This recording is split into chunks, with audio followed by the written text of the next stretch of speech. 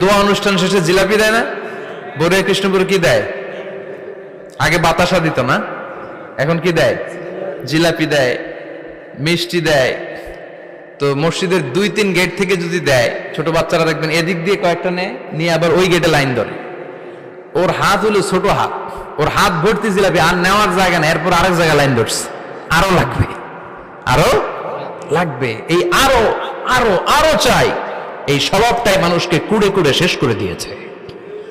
এত লাগবে কেন তোমার? চাহিদার কোনো শেষ নাই।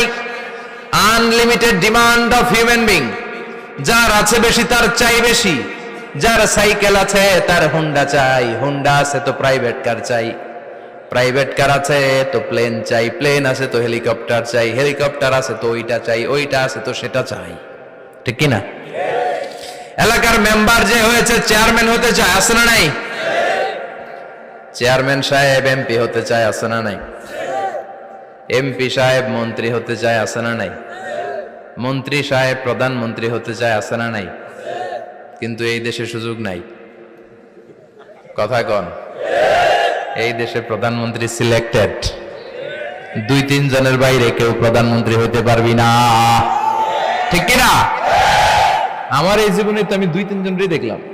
বেগম খালেদা জিয়া, মাননীয় প্রধানমন্ত্রী শেখ হাসিনার ছোট্টবেলা দেখেছি এরশাদকে, আমরা তখন ছোট। তো মানুষের চাহিদার কোনো শেষ নাই। যার আছে বেশি তার চাই বেশি। এজন্য বিষ্ণু বলেছেন, উনজুরু ইলা মান হুয়া আসফালা মিন, তোমার চেয়ে যে খারাপ আছে ওর দিকে তাকাও।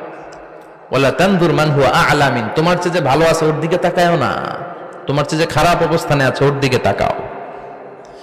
অনেকে নিজের অবস্থান নিয়ে সুখী না, এরকম আছে না নাই? আল্লাহ আমার এটা দিল না রে, ওইটা দিল না রে, পাইলাম না রে, কিচ্ছু হয় না, কি করবো জীবনে, হতাশ।